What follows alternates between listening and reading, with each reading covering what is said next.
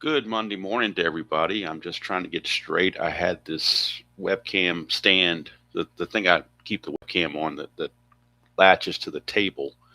I had it aimed at a different height and a different direction when I was doing my History Maker video, and now I'm trying to get it back to where it should be for Strat-O-Matic, and I think that's probably as good as it's going to get. So we'll go with it. But happy Monday morning to everybody. Hope you're doing well. Um, Definitely frigid here in the mid-Atlantic.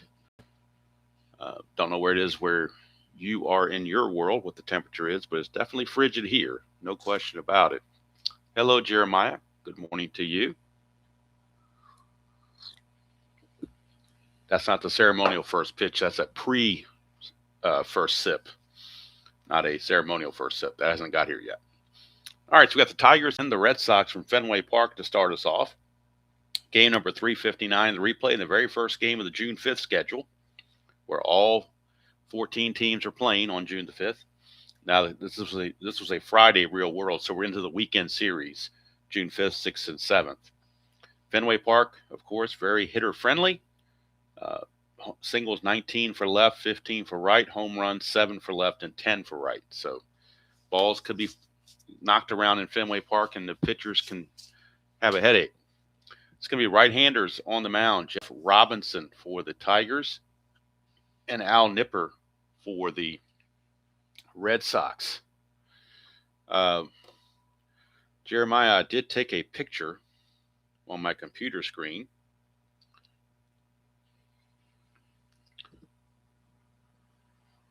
Let me pull this up here real quick. Turn this light off because I think it'll be glare here. But that was on my TV screen this morning at 7:22. 14 degrees, which in Virginia is just not supposed to happen, but it did. So we have it here this morning. It was 14 degrees at 7:22. Supposed to get up to 30 today, 31, 32 maybe today. This is the only real cold night. I think it's supposed to be in the 20s overnight, and then back in the 40s and 50s by the middle of the week. But boy, last night sure was and the feel like temperature was definitely single digits with the wind and everything because it was pretty windy last night. So cold day, good time to be playing some Strat-O-Matic indoors, as I would say. So we'll get this game set up. Detroit is in the middle of a pennant race where they are trying to chase down the Yankees, the Brewers, and the Blue Jays. They're 29 and 21 on the replay. Boston well out of it at 19 and 34, just kind of playing out the string. Al Nipper and Jeff Robinson are your starting pitchers for both teams. And of course, we have our dice. Can't get by without the dice. Pitcher hold, Nipper is a +4, so even the -1 from Gedman is still going to make him a +3. So some of these Tiger guys that want to steal might be looking at that and thinking it's a good time to do it. Wild pitch for Nipper is a 6, his balk is a 0.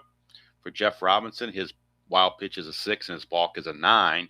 And he's a -1 arm, and Noakes is a +1, so he's a net 0. And Rich Gedman, a high pass ball rating at 12, where Noakes is only a 3.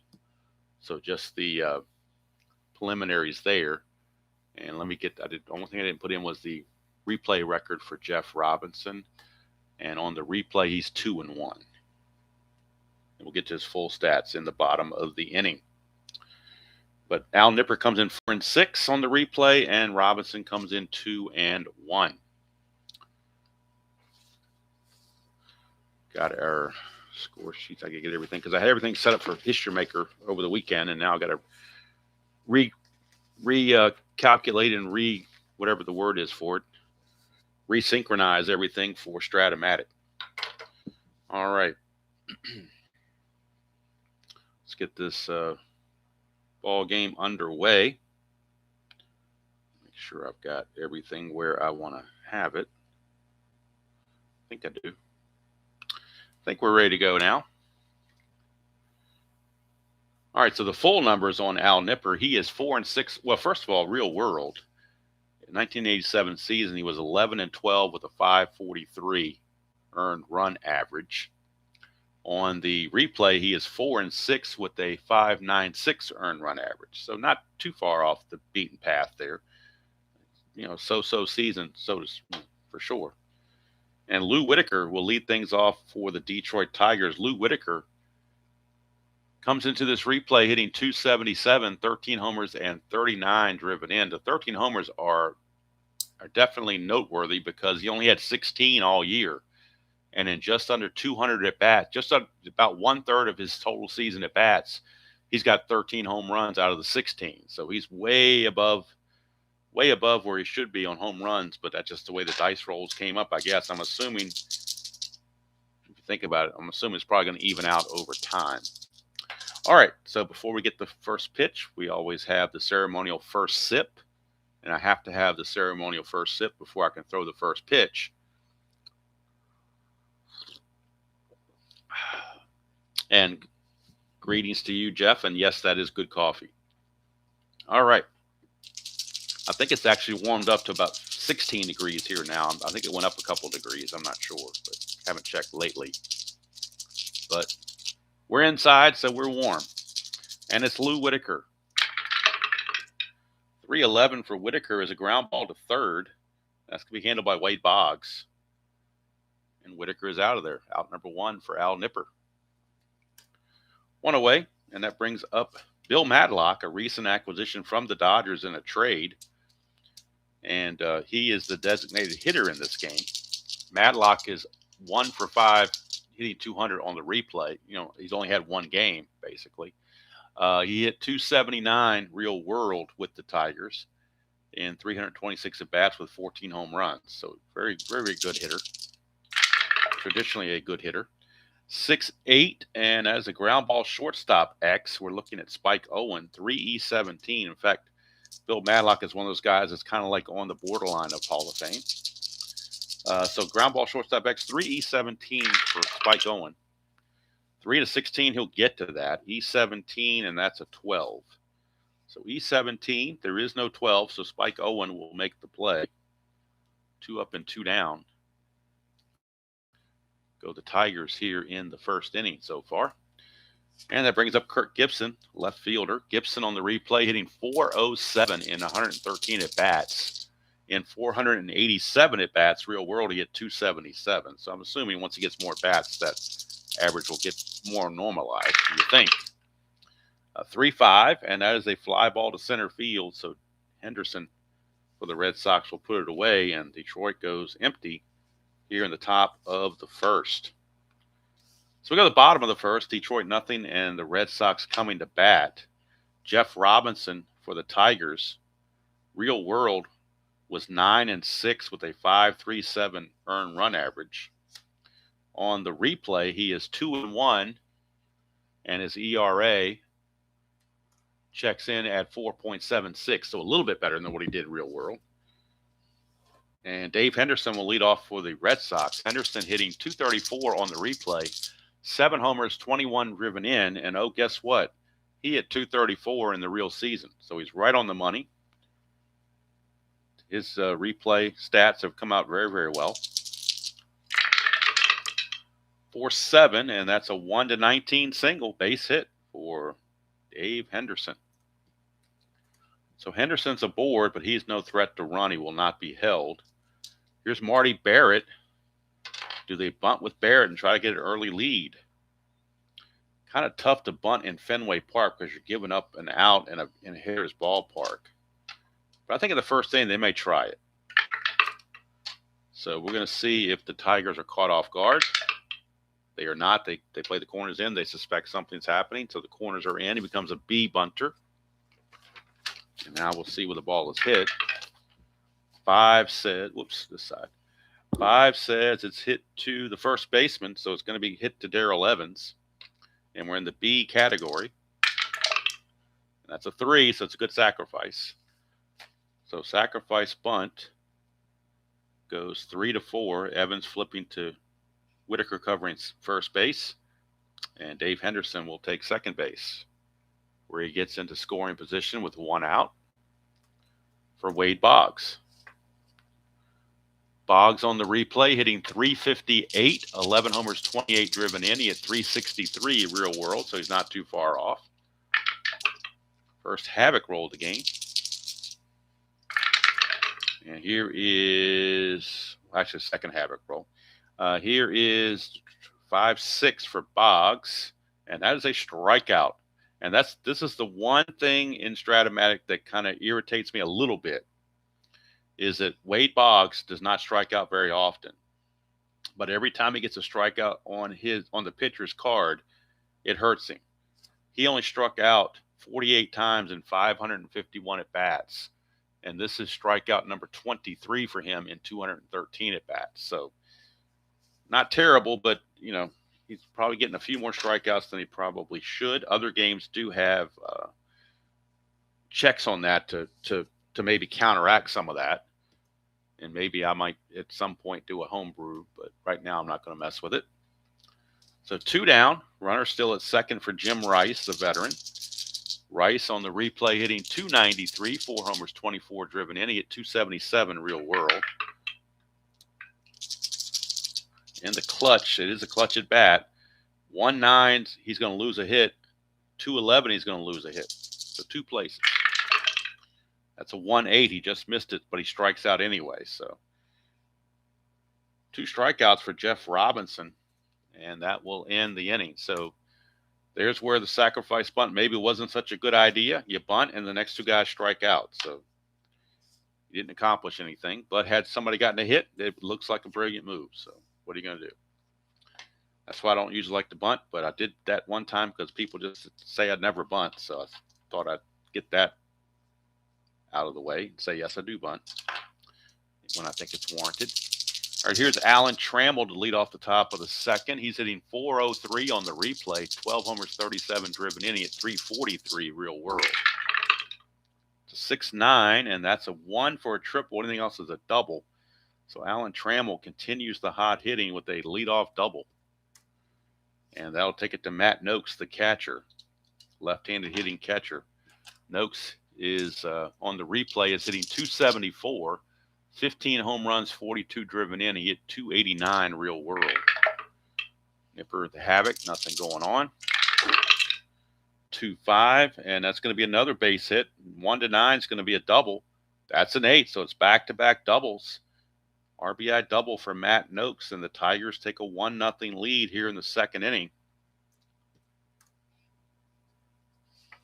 And that'll bring up Pat Sheridan. Still nobody out. Sheridan on the replay hitting 250. 3 homers, 16 driven in. He at 259 real world. 1-5, and he's going to strike out. So first strikeout for Nipper. He definitely needed that one. For Darrell Evans, first baseman. Evans hitting 262 on the replay. 13 homers, 33 driven in. He at 257 real world. Nothing on the Havoc. 6-7, and that's going to be a ground ball second base X. They were not holding Noakes, so there's no worry about that. Second baseman is Marty Barrett. He's a 2-11 for Marty Barrett. 2 and a 3. That's trouble, but I think he might get to it. Let's take a look here. 2 and a 3. Yep, it's a G3 pound, but he was not responsible for holding anybody, so the pound's irrelevant. But it will be a G3. That is an 11, and he is an E11.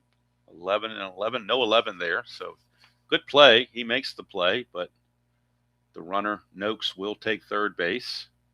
But now they're 2 away. 2 outs and a runner at third. 1 run already in. And coming up in a clutch situation will be Chet Lemon, center fielder. He's had a bit of a rough replay. Hitting 203 on the replay, a homer and 8 driven in. He hit 277 real world. In the clutch, does he have any clutch rating? He loses a hit on 312. That's the only difference. 312 is his only difference. 3-9 is going to be a walk. So Lemon extends the inning with the base on balls. First one issued by Nipper. And now that's going to take it to the number 9 hitter, Tom Brookins. Brookins hitting 277 on the replay, 3 homers, 17 driven in. He at 241 real world. And in the clutch, Brookins is not so good. 2-9 and 2-10, he loses hits. Everywhere else, he's neutral. So run. That's a 2, chance for a balk or pass ball. Balk chance on Nipper, but his balk range is 0, so there is no balk chance.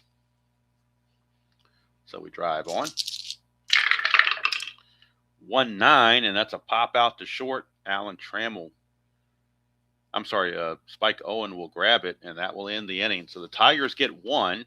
Could have got more, but they at least get 1. But Nipper nips it in the bud, so to speak. He keeps it just the 1 run. Go to the bottom of the second. 1-0 Tigers. And do it for the Red Sox, Greenwell, Evans, and Buckner. And it's time to get another sip of coffee before it starts getting cold. Good morning, Kathy. Good to see you. Yes, coffee is right here. And Jeff, that is good coffee. And Kathy has a trivia question for us at the top of the next half inning. All right, here's Mike Greenwell. He is the DH. He's hitting .299, 8 homers, 20 driven in. He at .328 real world. 1-4, and that is a fly ball to right field. Easy play for Sheridan, 1 away.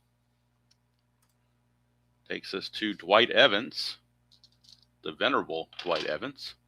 And venerable Dwight Evans is hitting .328 on the replay, 10 homers, 37 driven in. He at .305 real world.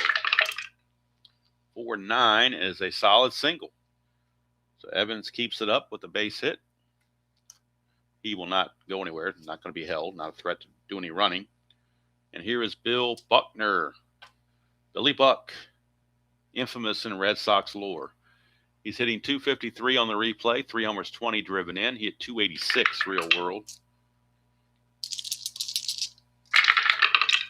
That's a 6-10, and that's an in-home run chance, 1-8, but that's a 12, so it'll be a double for Billy Buckner.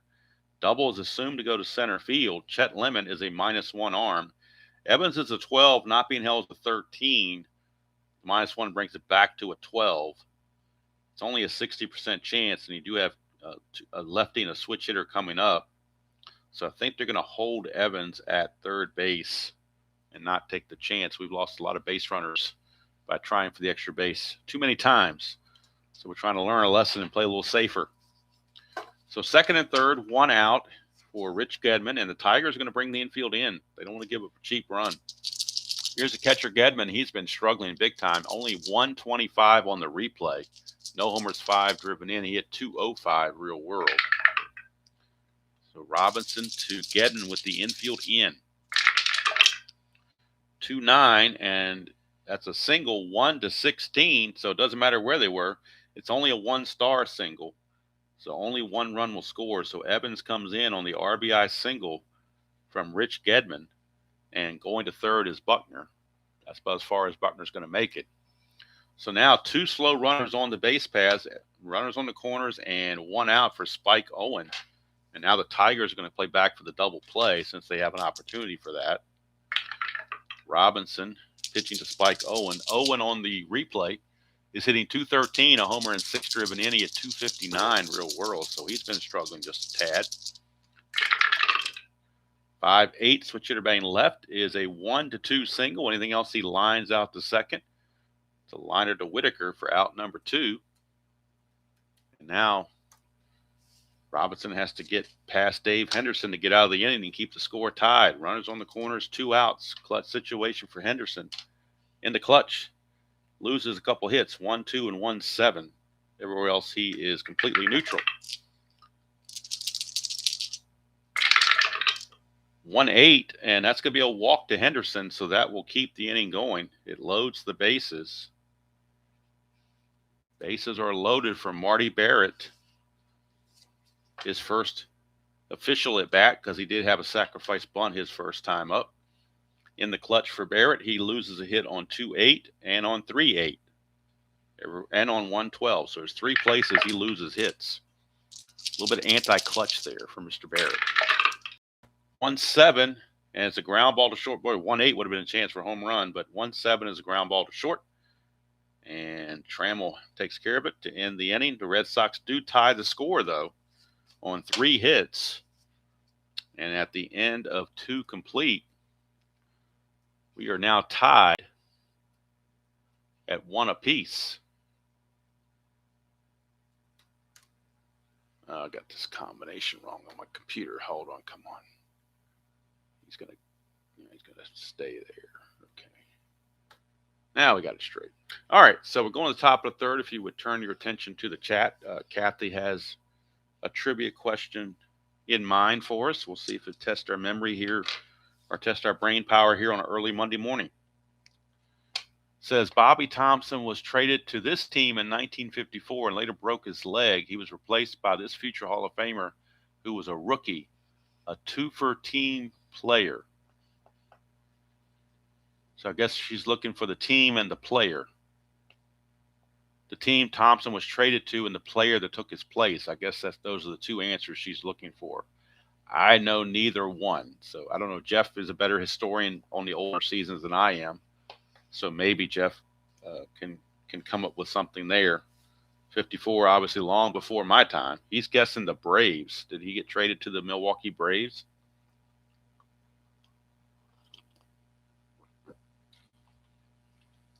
He's guessing Braves and Aaron. That's an interesting guess. That's a good guess, actually. Better than anything I could throw out there. That's some good coffee on a cold morning. No question about it. All right, so we're waiting for confirmation from Kathy to see if that's correct or whether we need to do more guessing. In the meantime, we start the top of the third with Lou Whitaker. That's a 4-6, and that's a 1-4 single, and that is a 4, so it's a base hit for Lou Whitaker to start the top of the third. Jeff got it. Very good, Jeff. Excellent. Right on the ball with that trivia question, or trivia answer, I should say. And a great question from Kathy. As usual, very rarely does she have a bad question. All right, here's Lou Whitaker.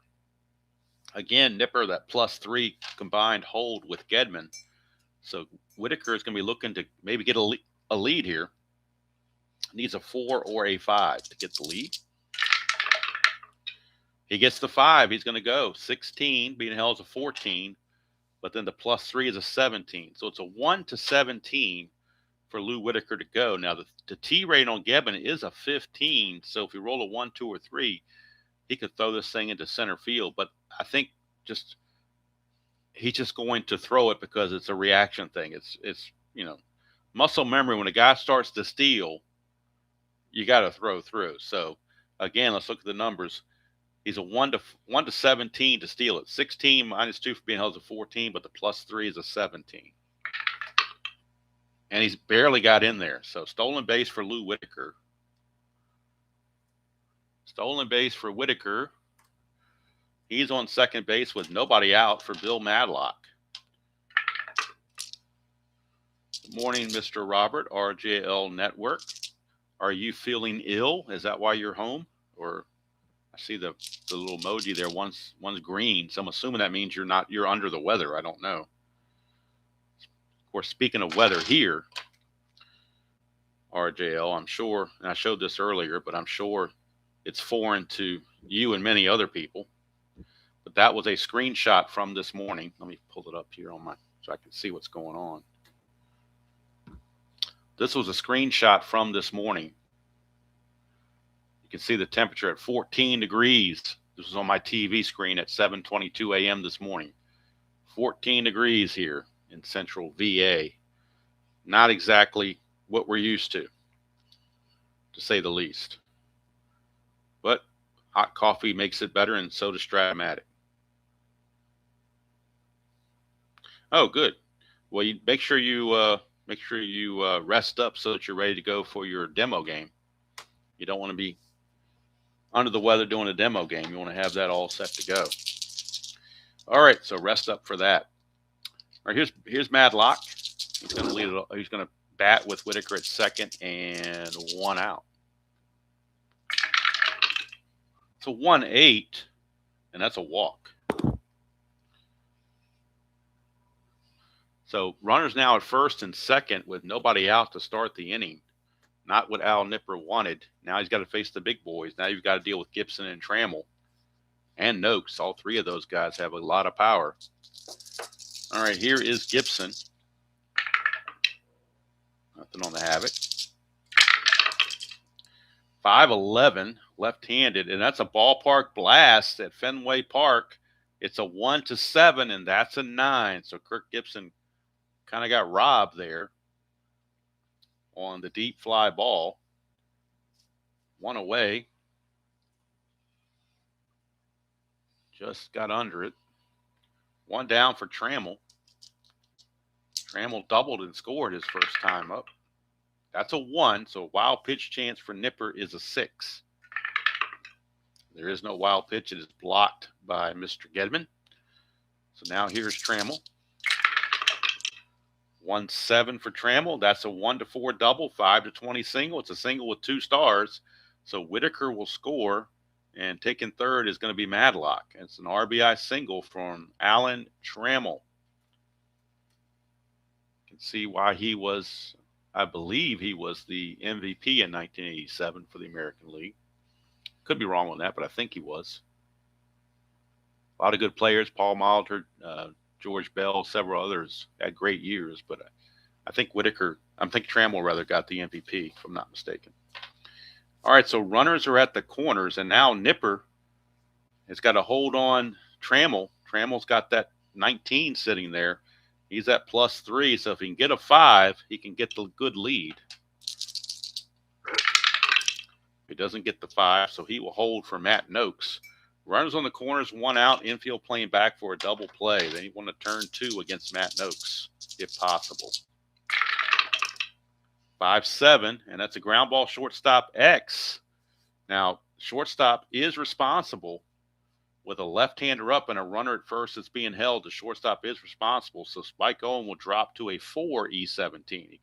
He gets 1 less on his range because he's responsible for that hole. So 4 E17. And that 7 could be a difference right there. 4 and a 7. 4 and a 7 is a G3 pound. It's going to get through because he was responsible for holding the runner. It's a 2-star single. So Noakes singles. Trammell goes to third. Scoring is Madlock is 3-1 Tigers. We're checking for an error. That's a 12. Owens a 17. There is no 12 there. But it is going to be a single 2 stars because of the holding the runner effect. And it is now 3-1 Tigers.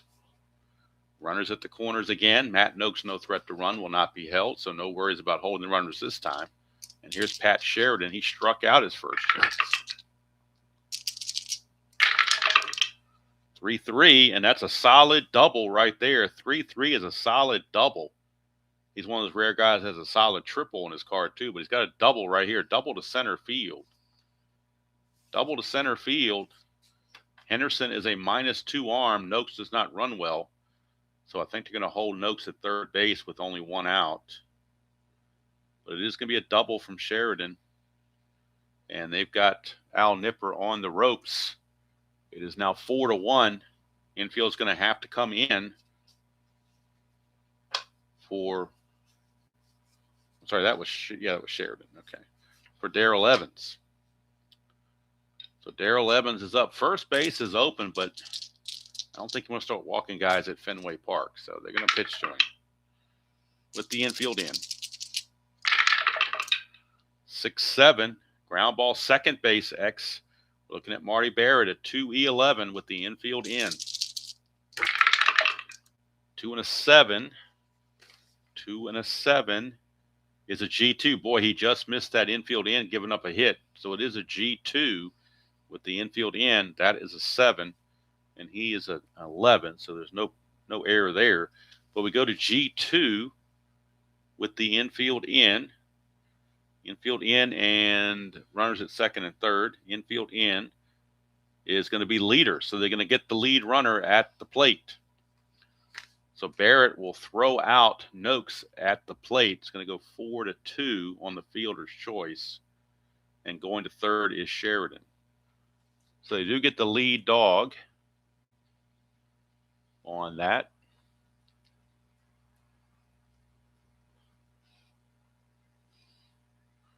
to go 4-2. So 2 outs now for Chet Lemon in a clutch situation. And we've already seen that Lemon, I think, came up one time in the clutch already. He loses a hit on 112. So Nipper trying to get out of just 3 runs of damage. 6-5, and that's, well, he's going to have more damage than that. 6-5 is an in-home run, 1-17. That's a 7. He has normal power. That is gone. It's not clean, but it's gone. A 3-run home run from Chet Lemon. And Lemon needed it. He had been struggling all season. He finally comes through with a home run. Chet Lemon, a 3-run shot, and that's going to be pretty much the all for Al Nipper. Only the second home run of the season on the replay for Chet Lemon. He hit 20 of them in real world. That's only his second one. His RBI total now is up to 11. That was 9, 10, and 11. 3-run home run. Al Nipper is fatigued. By rule, he is fatigued for giving up 7 runs. But since there are 2 outs, we're going to see if he can get Tom Brookins out of there to try to end the inning. 3-4, and he does. He pops him to short. But that's going to pretty much be it for Al Nipper, I think. We'll wait and see. But to give up a 6-pack here in the 3rd inning, it is now 7-1 Tigers. But they might keep him in there because it's Fenway Park, and he may just have to take one for the team here and not wear their bullpen out. It's going to be a long 3-game series.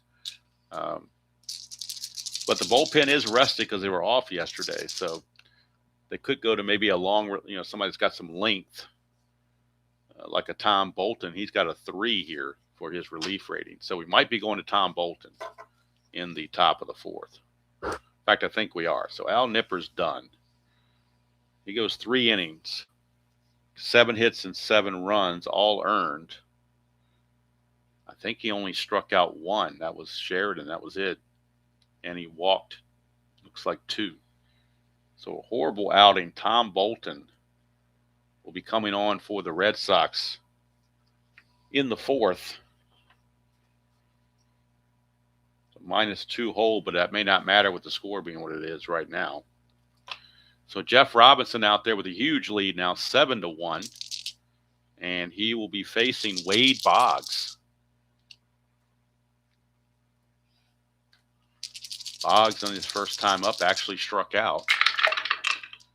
6-10, not this time. 1-8's a home run. That's a 13. It'll be a double for Boggs. Leadoff double for Wade Boggs.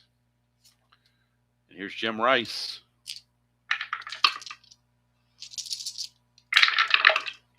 2-9, and that's a ground ball to short. So Boggs will have to freeze right where he is. 1 away. For Mike Greenwell. Greenwell flew to right his first chance. That's a 1. Robinson's wild pitch rating is a 6. No wild pitch.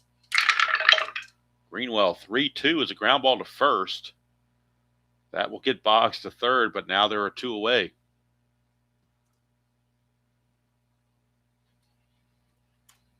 Two down, and it's going to be up to Dwight Evans. We got both Evans in this game. Dwight and Darrell are both in this ball game.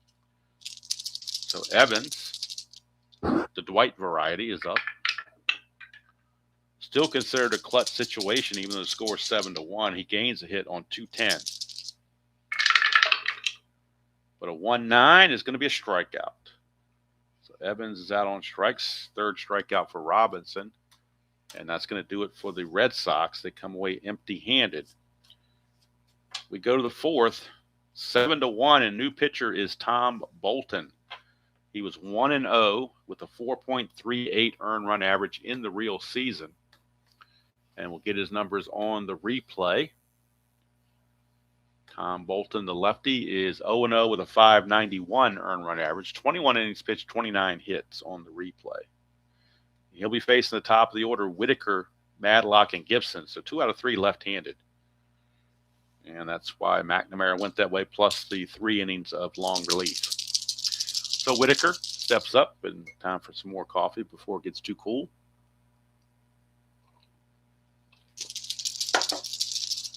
Whitaker, 5-9. Lefty is a strikeout. So Bolton comes in and strikes out Whitaker to start the inning. Here's Bill Madlock. Tomorrow's game will be in Toronto. It will be Baltimore Orioles against Toronto Blue Jays from Exhibition Stadium. It'll be Jimmy Key going for win number 12. He's 11-0 on the replay, so he's going for win number 12 tomorrow. Hello, Mr. Breeden. How are you? 3-7. Madlock is a solid single. So Bill Madlock gets a base hit. He's not really a threat to run. Plus the score being 7-1, I don't think they're going to do much running anyway. And here's Kirk Gibson. He's actually 0 for 2. 6-10. Ground ball third base X. This is Wade Boggs. Chance for a double play to get out of the inning. That's an 11. 2 and an 11 should be a G1, I would think. 2 and 11 is a G1, so possible double play. That is a 13, and Boggs is a 16. So E16, there's a 14 there, but no 13. So Boggs makes the play. It'll be an around the horn 5-4-3 double play to get him out of the inning. Nicely turned there by Boggs and Barrett as they get the twin killing. We go to the bottom of the fourth. Still 7-1. And we have the second trivia question from Kathy at the start of the next inning. So be on the lookout for that. Right now, Billy Buck doubled his first time up. Bottom portion of the Red Sox order, Buckner, Gedman, and Owen. 6-6, and that's a strikeout for Robinson, his fourth. There's a dot there, but of course he's not tired yet. His fatigue doesn't start until next inning. So he's good to go there with the strikeout. Here's Rich Gedman. 6-4, and that's a fly ball center field X. We are looking at Chet Lemon. He's a 2E4. That's going to be a rare play of some sort. So a 2 and a 16. Whoops, let me get the outfielders thing here. 2 and a 16 is an F3. So we got an F3 rare play. So we go to the beta rare plays. Look at F3 and see if anything happens. And it would, but nobody's on base. But what would have happened was, with less than 2 outs, fielder makes catch, but think it's the third out, tosses ball in the seats for a fan souvenir. All runners advance 1 base, but there's nobody on base. So he did that, but it didn't hurt anything because nobody was on base to move up. So Gedman flies to center. But it would have been something had somebody been on base because there were less than 2 outs. And the Strat-O-Matic, not so rare rare play. Runs the gap, makes a nice lead runner who lost sight of the ball. So you have to have people on base to have a rare play kick into effect on those kind of situations. So there's 2 away, and that brings Spike Owen. 3-10 for Owen. He's going to strike out. Strikeout number 5 for Robinson. He's been in control, and given a 7-1 lead kind of helps him with his control factor. So we go to the top of the 5th with the score 7-1 still in favor of the Tigers. And if you turn your attention to the chat box, then Kathy will give us a second trivia question to see if she can stump us.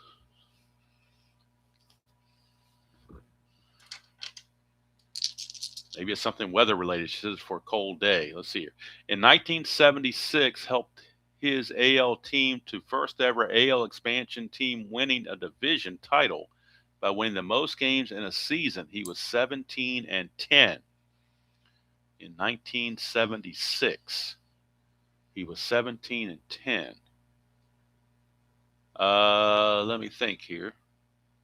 Would that be, boy, it's 2 guys in my head, a righty and a lefty. Which one do I go with? I'm going to go with Dennis Leonard. I was thinking Splittorff, but I'm thinking maybe Leonard had the wins, more wins there. It was the Royals because they were the expansion team she's talking about in 76. Of course, I could be wrong. Could be a third pitcher that I don't know. Oh, I got it, Demos. I got it. Dennis Leonard, the mustache guy.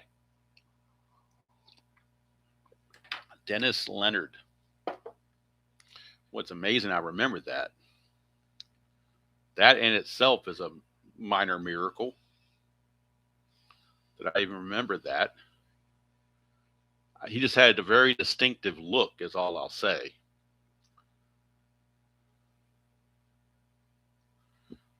And that's a picture of Dennis Leonard right there. Had the mustache going and everything. Dennis Leonard. Thank you for that question, Kathy.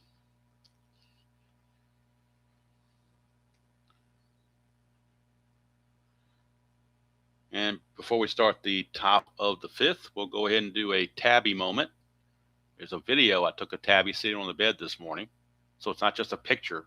It is a tabby, although she's not really moving too much. She's kind of staring at me. You can see her tail twitching a little bit in the background, but she's just kind of sitting there wondering what I'm doing, why I'm staring at her. But she's sitting on the bed relaxing. I was drinking my first cup of coffee and watching TV, and she's just relaxing there. So Tabby just doing her thing. She's almost 13 years old now. She doesn't really come upstairs anymore to, into the game room. So she's kind of, the bedroom has been her new place of comfort lately. So can't get her out of there all of a sudden. So it just happens. I'm sure being a senior cat probably has something to do with that. But as Robert says, dogs have owners and cats have staff. And I do feel like I'm on Tabby's full-time staff to take care of her, so, and meet to her every whim.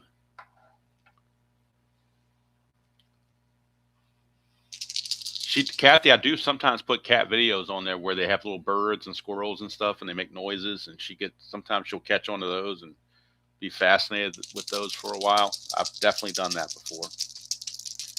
Obviously, when it's springtime and nice weather, I have the window open. She's got a little perch by the window, and she can look outside, smell the fresh air, and see, some birds flying around or whatever. She gets into that as well. All right, here's Alan Trammell. He has singled and doubled. That's a 3-6, and that's going to be a 1-18 single. That's a 20, so he's going to line it to short for out number 1. So Trammell just missed it. D20 cost him there. And here's Matt Noakes. He's also singled and doubled. It's 2-4, and that's going to be a ground ball to first, where Billy Buck will take it to the bag himself. 2 up and 2 down. Start the top of the fifth. So Bolton's actually coming in and kind of bringing some decency to the Red Sox pitching. Here's Pat Sheridan. He only faced lefties 18% of the time, but you're up 7-1, so I'm not pinch hitting for him. Plus, he's a good defensive player, so we'll count this as one of the 18%. 5-6 is going to be a walk. So Bolton issues a walk to Sheridan. 2-out walk. He could try to get a lead, but with the score being 7-1, they're not going to push it. And here's Darrell Evans. I mean, he will be held, but he won't go anywhere. Here's Evans. 4-9, and that's going to be a single 1-star. So Sheridan can only get second base. But a 2-out rally going here by the Tigers. And now it's turned to another clutch situation for Chet Lemon. Last time, he's had 2 clutch situations against righties and hit the 3-run homer his last time up. Not due to clutch, but just because of his good roll he got. Against lefties, he is neutral in the clutch. He has no ratings. Bolton to Lemon. 2-7, and that's a 1-15 single. It's only a 1-star, so the bases will now be loaded. So walk and 2 singles have loaded the bases after Bolton got the first 2 out easily. And now the bases are full for Tom Brookins. He has popped up to Spike Owen twice. He's looking for some retribution. In the clutch against lefties, he does lose a hit on 2-3 and 2-8.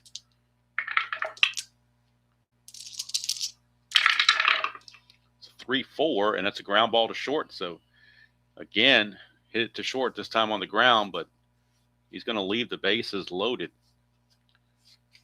Don't think it'll come back to bite the Tigers, but it's Fenway Park, so they always say sometimes that the game is never over at Fenway Park, just because of the way the park is designed. anything is liable to happen. So we go to the bottom of the fifth, and Red Sox will try to chip away at this lead with Dave Henderson. He is singled and walked. And this is the fatigue inning for Robinson. 4-12, that's a strikeout. There's a dot there, but he hasn't reached fatigue yet. He's just starting the inning. So strikeout is good. Strikeout number 6 for Mr. Robinson. Here is Marty Barrett. 5-11, that's a ground ball to first. We're looking at Darrell Evans. 4-E-5 for Mr. Evans. 4-3, that's going to get through for a hit. A 4 and a 3 is a single. That's a 15, and he is an E5. There is no 15 there, but it is going to be a base hit for Marty Barrett. A little early in the game to be bringing in Bergman for defensive purposes, but Bergman would have certainly corralled that and made the play, but not Evans. Here's Boggs.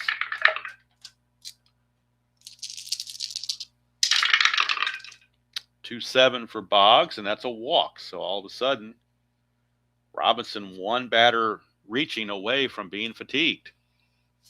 And here comes Jim Rice. One long ball, and the Red Sox are back in the game. 5-11, that's a ground ball first base X. They're going to give Evans another chance. Nobody's being held on, so he keeps his 4-E5 rating. They were playing back. Oh, what am I doing? I don't know why I did that. I meant to. Let me re-roll that. 4-20. So he'll get to it with a possible double play. And that is an 11. And he's an E5. There is no 11. So it is going to be a double play, 3-6-3, to end the inning. And that will end the inning. And it keeps Robinson from reaching his full fatigue level at this point. We go to the top of the sixth. Score still 7-1. Had a couple of double plays in this game, but no tailor-made double plays yet. So Giovanni's Tailor Shop has not yet been able to chime in with an advertisement. So here's Bolton. He's gone through the order once. Now he's going to face Lou Whitaker for the second time. 4-7, and that's a solid single. Base hit Whitaker. Hit number 11 for the Tigers. They have a very convenient line of 7-11. 7 runs and 11 hits. Whitaker. Sparky says go for it if you want to try to steal. So 4 or a 5 will not get the lead. So that'll bring up Bill Madlock. 6-7, and that's a ground ball shortstop X. We're looking at Owen. He's a 3-E-17. Hello, Miroslav. I guess that's how I pronounce it. I'm not sure. Yeah, ground ball to Owen. So it's a 3-E-17. 3-6. That's interesting. Nobody's being held on. 3-6 is a G3 pound, but nobody's held on, so the G3 is going to be good. That's a 9, and he's an E17.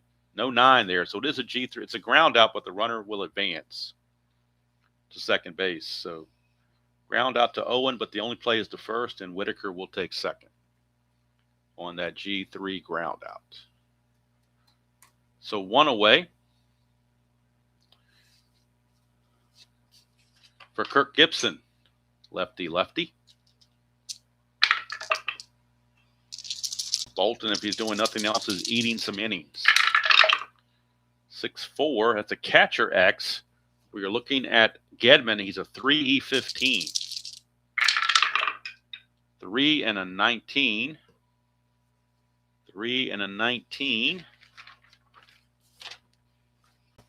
3 and a 19 is a G2. And that is an 11, and he's an E15. There's an 11 right there, so it's a one-base error under the G2 section. G2, error, batters advance 1 base. So error on Gedman, E2, as he booted it, trying to make the play. Whitaker will take third on the error. So runners are on the corners with 1 out, and Alan Trammell, the batter. Trammell lined to short his last time up. Infield back for the double play. Gibson will be held but won't go anywhere. To 4-9, and that's a single 1-star. Base hit's going to score the run. Whitaker will score. It's now 8-1. Going to second is Gibson. And that'll bring up Matt Noakes. First and second, 1 out. We'll try to get Bolton through the inning if possible. 2-7 is a strikeout. That'll certainly help the cause. So 2 outs, and that brings up Sheridan. And, of course, you're still not going to pinch hit for Sheridan because he's such a good defensive player. We'll leave him in there. 6-5, lefty is another strikeout, and that's going to end the inning. And I think that's going to do it for Bolton. They're going to go and cap him at 3 innings. So Bolton's going to go 3 innings as well. Does give up the run there, so he gives up 1 run. It's still, well, it's hard to tell if it's earned or not because that was a 1-star single, so this should not be an earned run because that was a 1-star single, and he would have only gotten to third, and they were followed by 2 strikeouts. So to me, that's an unearned run. Gives up 1, 2, 3, 4, 5 hits, and he walks 1, striking out 3. So nice outing for Tom Bolton. He at least keeps the Red Sox in the game. And Jeff Robinson will come back out. He's got a little bit of fatigue, a little bit of endurance still left in him. And he'll be facing Mike Greenwell, designated hitter. 3-8 is going to be a 1-5 single. That's a 10, so he lines it to second base. We're out number 1. With a 8-1 lead now, Sparky can give Robinson a little bit longer leash. Doesn't need the quick hook. 6-8 is going to be a single. So base hit for Dewey Evans. Robinson again on the verge of fatigue, but they're going to stick with him. Here's Buckner, especially with the 7-run lead. 6-2 is a ground ball first base C, so the only play from Evans is to throw it to Robinson covering. 2 down, but Evans does take second base on the play. 3-1 in the scorebook. 2 down for Rich Gedman. I would say it's a clutch situation for Gedman, but it's an 8-1 game, so how clutch could it be? Of course, he has no clutch rating anyway. 6-9, and that's a triple. 1-7. That's a 3. We are not giving Rich Gedman a triple. There's no way in hell Rich Gedman would ever get a triple. So we're going to deduct that to a double. There's no way he's going to get a triple. I don't care where it's hit. He's so slow. It's no way that I'm giving him a triple. So it's going to be a double for Gedman. That will make Robinson tired. So they will try to they're going to let Robinson try to finish the inning. Going to be facing Spike Owen with Gedman at second and 2 outs. 5-12 switch hitter is a strikeout. So Robinson goes out in style with his 7th strikeout. So that'll be it for Jeff Robinson. He gives up the run there. So he's going to go 6 innings. Give up 2 runs. They were earned. 8 hits. He walked just the 1. I'm sorry, he walked 2. And he struck out 7. And, of course, he will now go to 3-1, barring a major collapse. His record will improve to 3-1. So the Red Sox will need a new pitcher.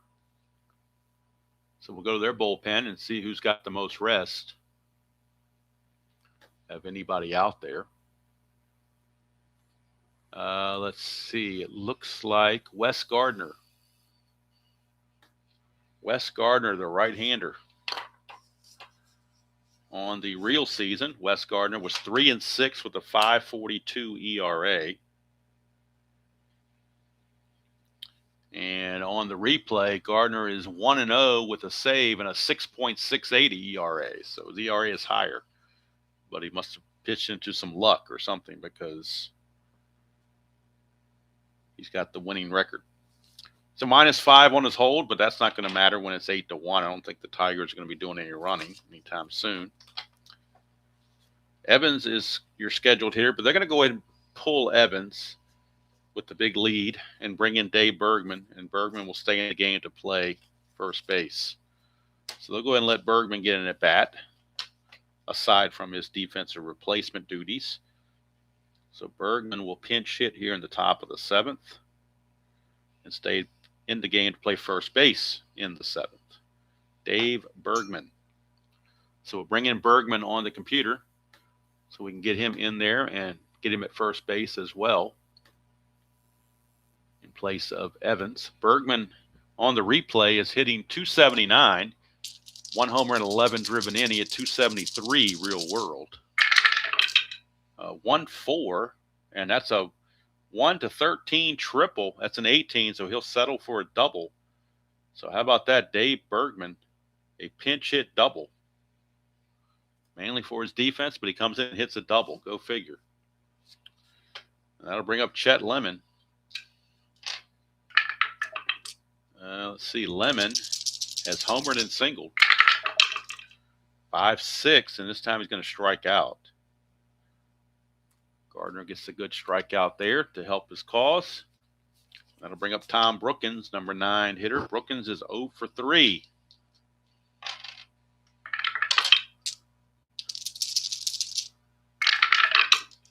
.66, and that's a strikeout by Gardner, so now he's 0 for 4.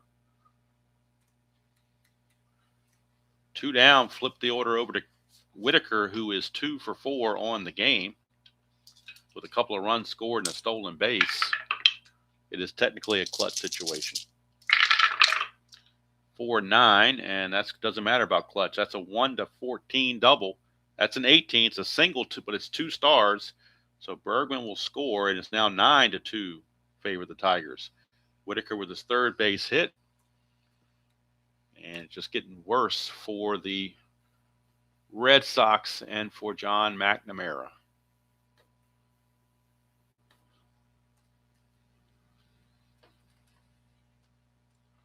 9-2 ball game. Sparky will call off the dogs until Whitaker don't even think about trying to steal. Here's Bill Madlock. 2-6 for Madlock, and he grounds it to Boggs to end the inning. But another run comes in. Without that 6-pack in the 3rd inning, we'd have a close game, but that's there. You can't get rid of it. So we go to the 7th inning stretch, and I'm going to need to heat my coffee, so it's a good time to take a 7th inning stretch break and do our take me out to the ball game and all that stuff. And then we get back. We'll finish the top of the 7th, and Kathy will have a trivia question for us in the top of the 8th. So let's see here. Boggs made the play there. All right. So Bergman has to come into the game on the defensive side of the ball. Leave him in to play first base. And then we need a new pitcher for Robinson. And let's see who it's going to be. Who maybe hasn't had a whole lot of work here lately. We're going to bring in Eric King. Eric King, a right-hander. But I want to make sure, and I probably should have checked this before I started. I want to make sure he doesn't, because he's a reliever / starter. So I want to make sure he does not start like tomorrow or something. I don't want to pitch him when he starts tomorrow. So we'll look at Eric King's game log, courtesy of Retro Sheet. Eric King, whoops. Eric, come on, get over here. Eric King. Look at his daily results here in 1987. Eric King, he does not start again until August the 8th, so he's definitely good to go for relief work.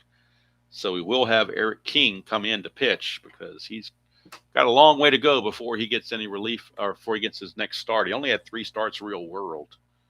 So definitely not a big deal. So Eric King will get the call. If I can find his card. Eric King. Where are you? There you are. Eric King. So you can see Eric King 3 for relief, 5 for starter. In the real season, he was 6-9 with 9 saves and a 4.89 earned run average. That was in the real world. In the replays, 2-2 with 2 saves and the ERA of only 2.03. So he's really been tearing it up in the replay, unlike what he did in real world. So Eric King, and if he can go all 3 innings, which he has a relief factor of 3, he would earn the save. So Eric King will come on. Also 0 hold, not that that really matters. And King, when we get back, will be facing the top of the order, Henderson, Barrett, and Boggs. But right now, it is the 7th inning stretch, and my coffee has definitely worn cold. So it is time to refresh that. And while we do that, I can take a stretch break and walk downstairs, and that so it kind of serves 2 purposes, where I can stretch out a little bit and then get back and finish this ball game. So we go to the 7th inning stretch. It is Detroit 9, Boston 2, and it's time for the 7th inning stretch.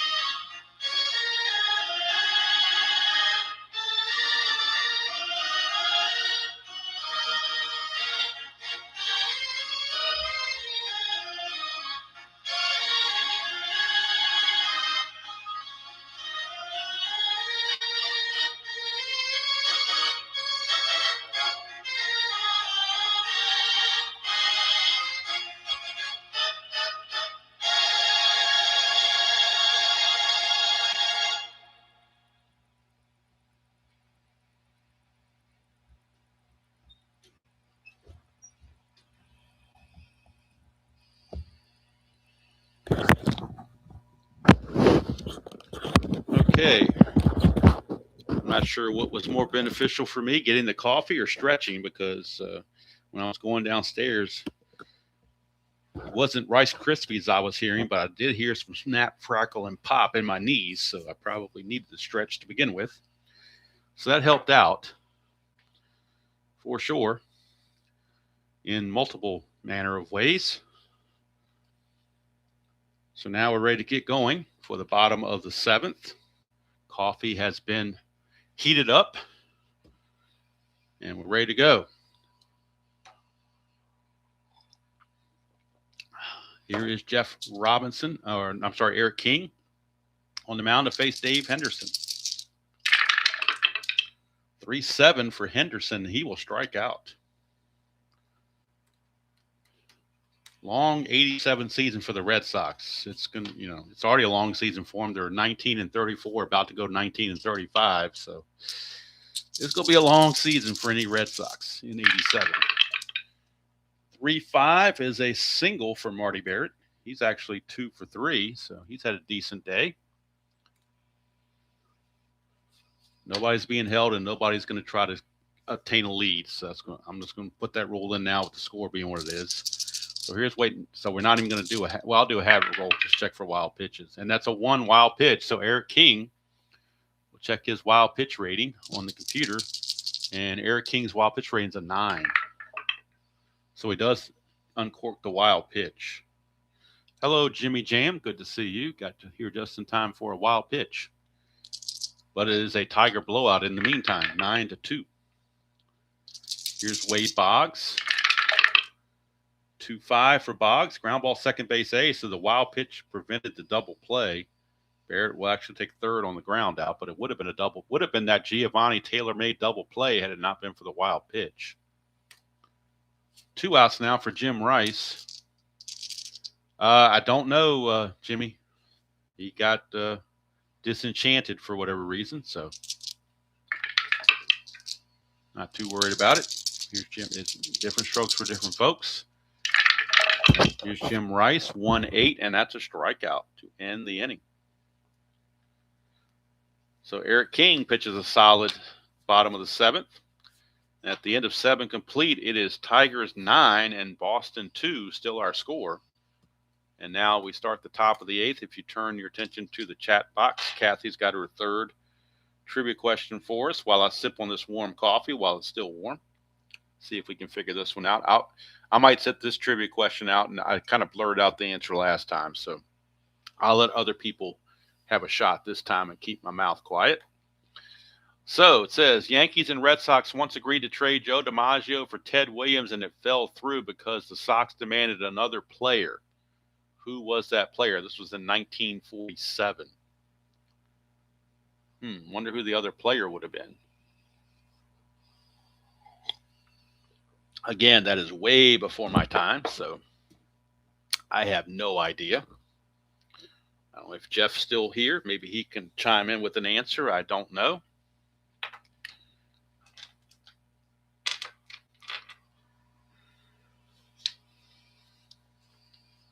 And while we wait for somebody to chime in, we'll have Wes Gardner finishing up the warm-up tosses to start the 8th inning.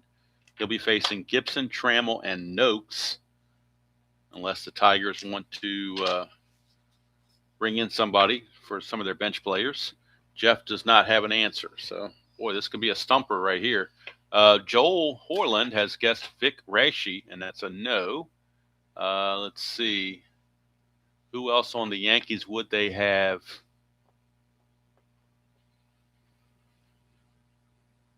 Oh, Jimmy Jam. I can wait till this game's completely over and put the whole game in at one time if I wanted to. I just find it easier to do it this way because it keeps me on track. It makes sure I don't give somebody 4 outs. It makes sure I don't bat somebody out of turn. It just kind of keeps me steady. And it also saves me time. I don't have to sit there and take a second time around to go through the order and whatnot and redo the game. Let's see here. Dan. Hey, Dan. Dan guesses Yogi Berra. That's as good a guess as any. That's for sure. Was he a rookie in 47? I don't remember. He might have been. Dan got it. All right. Yeah, that would have been a lopsided trade to throw Yogi Berra in there. That would have been 2 Hall of Famers for 1. So, all right. Good job, Dan. And a great question from Kathy as well. Let's see here. What do we want to do? Do you want to give some? We're going to give the Tiger Reserve some at bats. So we're going to bring in Johnny Grubb to pinch hit for Gibson. And he'll stay in the game to play left field, although he's not a very good left fielder. But hey, it's 9-2. They need to give the veterans a few innings off and get some of these lesser guys in the game and give them some at bats. So he's going to pinch hit in the 8th and stay in to play left field in the 8th, albeit a terrible left fielder at 4+2 arm in the E3. But still, got to get some of these bench guys some at bats when you can. And when it's 8-2, that's the best time, or 9-2. That's one of the best times to do it. So Johnny Grubb will come in and hit for Gibson. Grubb on the real season hit .202, 2 homers and 13 runs batted in. He's hitting .203 on the replay in 59 at bats with no home runs. So here's Grubb, 2-7, and that's a ground ball to third. 1 away. So Grubb is out of there. Now let's see about Trammell. Do they stick with Trammell? I think they'll go ahead and let Trammell keep going.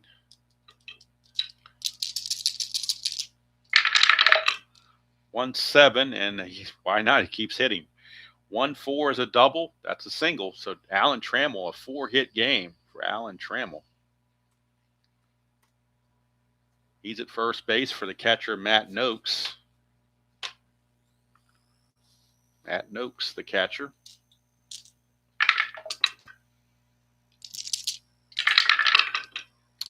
2-8 for Noakes, and that is a ground ball first base A. That'll be a 3-6-3 double play. Not tailor-made, but it counts all the same. So we go to the bottom of the 8th now with the score remaining 9-2, thanks to the third double play turned by the Red Sox. And as you wonder what third double play by the Red Sox. They turned, or was it 2? That's the second. They had one by the Tigers. Tigers turned one in the 5th. We had the Red Sox turning one in the 4th and turning one just now. So imagine how bad the score would be without those 2 double plays. So we go to the bottom of the 8th, and we're going to bring Grubb in to play left field for the Tigers, or leave him in the game as a left fielder since he pinch hit. And Eric King back out. King will face Greenwell, Evans, and Buckner for the Red Sox. 9-2. Tomorrow's game, of course, coming from Toronto. It'll be the Battle of the Birds as the Orioles take on the Blue Jays from Exhibition Stadium. Jimmy Key going for win number 12 in that game against no losses. 6-7 struck him out. So Eric King, impressive in relief. And that brings up Dewey Evans. 3-7 for Evans, and he will draw a walk. So Evans will walk. Of course, he will not be held. Nobody's going to be held, and nobody's going to try to run. Here's Buckner.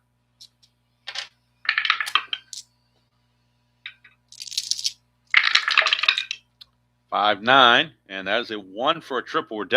That's a 1. There's no way in the hell. Or did Buckner actually hit a triple? He actually had 2 triples. Are you kidding me? Buckner, as slow as he is, had 2 triples. He has not had one on the replay, so I'm giving him the triple. It counts as a triple. On the 5-9, a 1 is a triple, and that is a 1. So how about that? Bill Buckner, that thing was rattling around in that little triangle area out in right center field in Fenway, and he gets a triple. He had 2 triples in 469 at-bats. He gets his first triple in at-bat number 198. So how about that? An RBI triple off the bat of Bill Buckner. Wow. Didn't realize he had 2 triples, but he did. Interesting. He does get traded to California later, but it's interesting that they did that.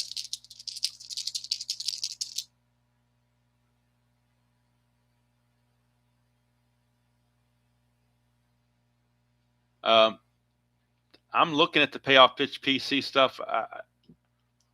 It doesn't really interest me all that much, to be honest with you. I'll look at it, but I'm not going to go out and purchase it or anything like that. So here is Rich Gedman. I mean, it's a good game. I don't have anything against it. It's just not, I don't know.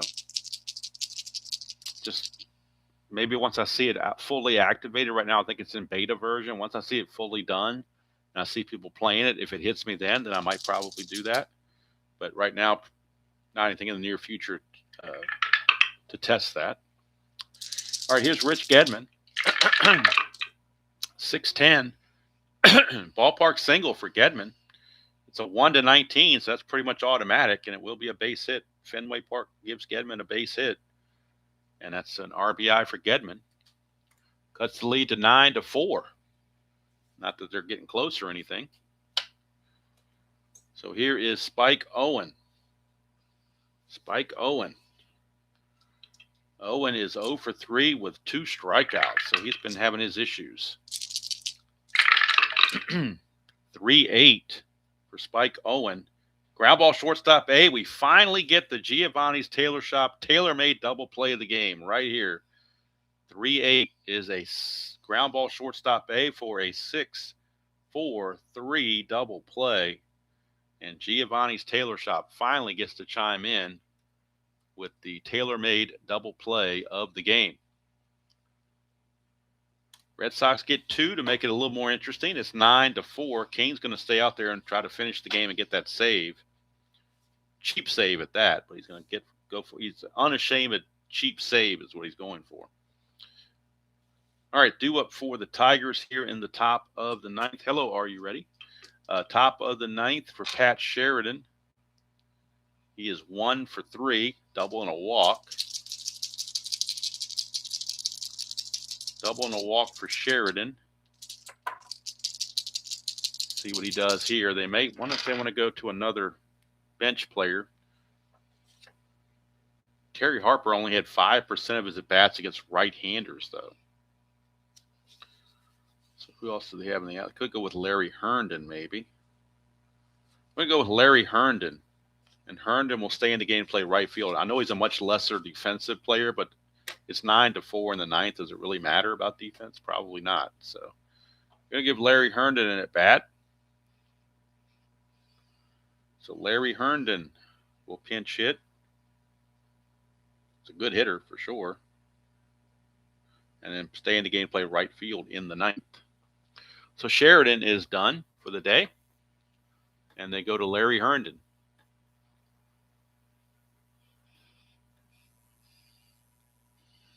Herndon in the real season hit .324 with 9 homers and 225 at-bats.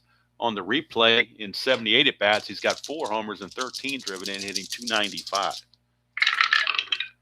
6-4 off of Gardner is a ballpark single check. It's 1-15. That's a base hit for Larry Herndon. Pinch hit single. A pinch hit single for Larry Herndon. That's going to bring up Bergman. He came in for Evans. That's a 2, chance for a balk or pass ball. We're looking at a pass ball rating, and Gedman's a 12. So that gets by Gedman for a pass ball. So Herndon singles and goes to second base on the pass ball. Bergman back out of the box and sets back in against Gardner. 6-3 is a ground ball first base X. We're looking at Buckner. He is a 4, E13. That's a 7, 4 and a 7. He wasn't holding anybody on. So a 4 and a 7 is a G3 pound, but he's not responsible for holding any runners, so the G3 is good. That's a 12, and he is an E13. There's an 11 there, but no 12. So Buckner does make the play and flips to Gardner covering for 1 away. Going to third base will be Herndon. So here's Chet Lemon. Infield is back. I'm sorry, the infield is in because it's 9-4. Why not try to choke a runoff? 4-6, and that's a strikeout. He's not tired yet, so the strikeout is good for Gardner. Striking out Lemon, and that brings up Brookins, who is 0 for 4 so far in this game. He is taking it on the chin, despite all the other successes of the Tigers. 2-6, and that's a split chance. 1-6 is a single, but that's a 9. So he lines it to short, and that's going to end the inning. So Gardner will go 3 innings. So certainly Gardner and Bolton saved the bullpen, but they will be unavailable in the June the 6th game. They're going to have to rest. So they will be unavailable for sure. We go to the bottom of the ninth, 9-4. And staying in the game to play right field is Larry Herndon. So Herndon is in right field.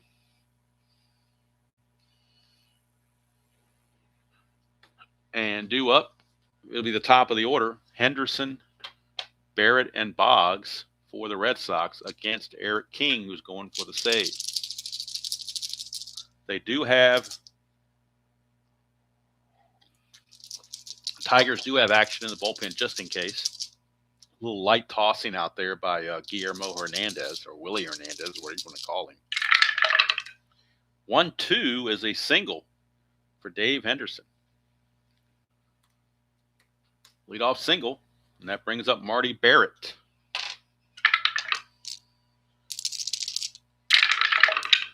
Uh, 5-7.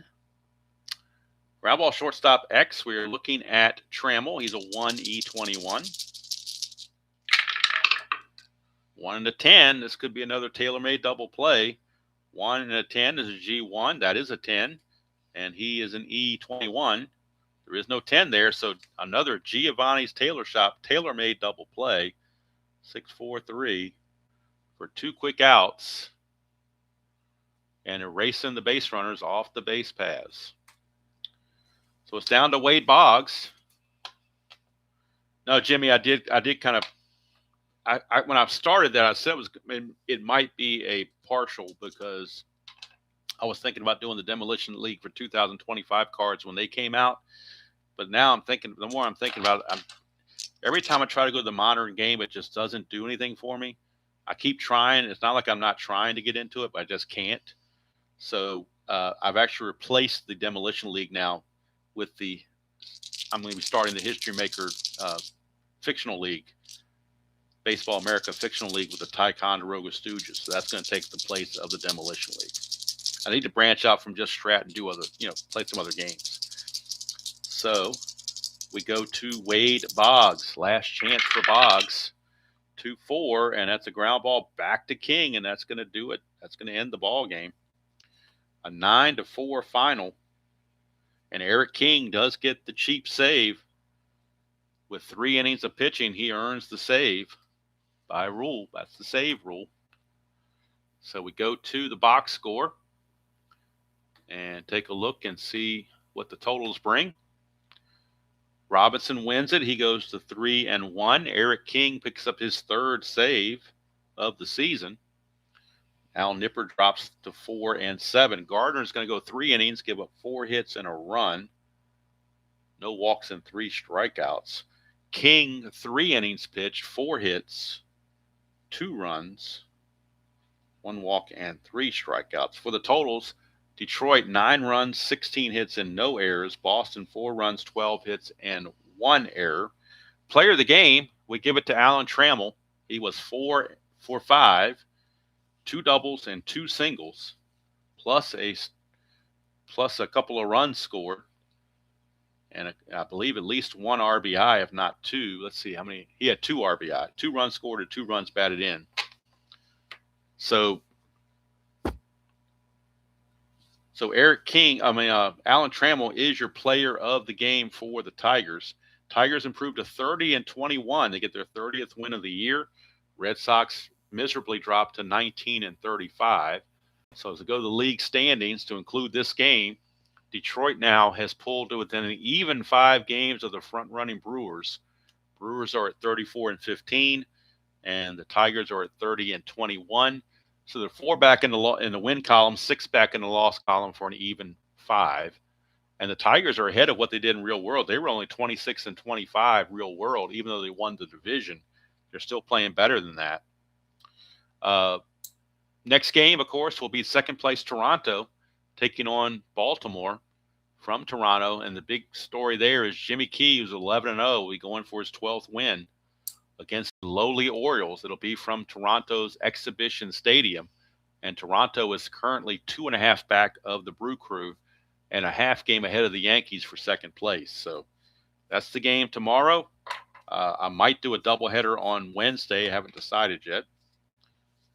But tomorrow, of course, will be, and I've already got the score sheet ready to go. It'll be from Toronto. It'll be 11-0 Jimmy Key against 3-3 Eric Bell. It'll be game number 360, the second game from June the 5th. And it'll be the 20-32 Orioles against the 32-18 Blue Jays. So I do want to thank everybody who spent part of your Monday morning with me. Hopefully it's not as cold where you are as it is where I am. We're just having this one cold. It was a cold day yesterday and a cold day today, but it's going to get back to normal probably by Wednesday. I think by Wednesday it's supposed to be back in the low 50s, which is, for this time of year, it's pretty much normal. But when your high is barely freezing and your low was 14 last night, that's pretty rough. But again, thank you everybody who spent part of your Monday morning with me. Hope you're enjoying this project as much as I'm enjoying doing it. And thanks again to Mr. Guterman for inspiring me to try something like this. Of course, I'm not doing the full scale like he and Smokey and Steve are doing, where you're playing every single game from both leagues. That would be a little daunting for me. So I decided to do it with just the one league, which is still over 1,000 games. So it's going to take a while to get it done. I don't even think we're on the cusp of being 1/3 there, maybe close to it. But it's going to take a while. That's all I'll say. But I'm not in any rush. So it's the journey, not the end destination. It's the journey to get there. So that's going to do it from here. Until next time, enjoy playing whatever game you choose to play, however you choose to play it, and I will see you all down the road. Have a great Monday, everybody, and we'll see you next time.